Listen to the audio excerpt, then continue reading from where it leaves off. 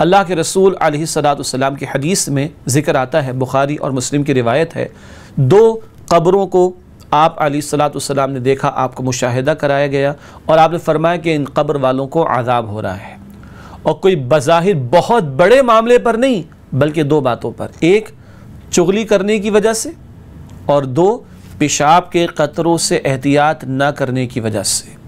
چغلی کرنا، اس پر پچھلے پروگرامز میں بات ہو چکی ہے، اور نمبر 2 پیشاب کے قطروں سے احتیاط نہ کرنا۔ کس قدر بڑی بات ہے، اندازہ کیجئے اللہ کے رسول کے نزدیک کس قدر بڑی بات کہ عذاب قبر کیوں ہو رہا ہے؟ پیشاب کے قطروں سے احتیاط نہ کرنے کی وجہ سے۔ اب اندازہ کیجئے کس قدر تلقین ہونی چاہیے اس معاملے میں۔ ہمارا دین تو صفائی کو نصف ایمان قرار دیتا ہے نا۔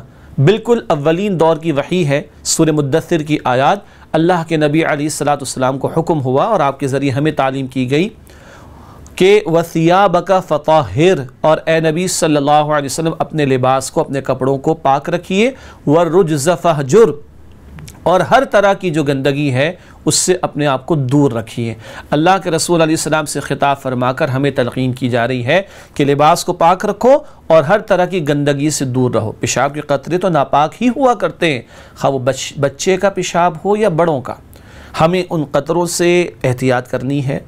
تو اللہ مجھے اور آپ کو ہمت اور توفیق عطا فرمائے کہ ہم سچے مسلمانوں کی طرح اپنے ان امور کو بھی انجام دیں، اور یہ پیشاب خود کرنے کا مرحلہ آئے یا بچوں وغیرہ کا معاملہ ہو، ان مواقع پر بھی اپنے کپڑوں کو، اپنے جسم کو بچانے کی کوشش کی جائے۔ بات سچی سی کیا ہے، وہ جی کوموڈ کے مسائل آتے ہیں اور ایسے مسائل آتے ہیں، ویسے مسائل آتے ہیں، مسائل بہت ہیں، مگر یہ سب سے بڑا مسئلہ یہ ہے کہ قبر کا عذاب بھی تو تیار ہے آگے، اس سے بچنے کے لیے چھوٹے چھوٹے مسائل کا حل نکل آئے گا انشاءاللہ۔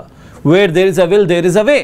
تو اللہ تعالیٰ مجھے اور آپ کو واقعتاً احتیاط کرنے کی توفیق عطا فرمائے، ورنہ اللہ کے نبی علیہ السلام بتا رہے، بخاری مسلم کی روایت، پیشاب کے قطروں سے احتیاط نہ کرنے کی وجہ سے قبر کا عذاب دیا گیا۔ اللہ کے رسول نے ارشاد فرمایا صلی اللہ علیہ وسلم۔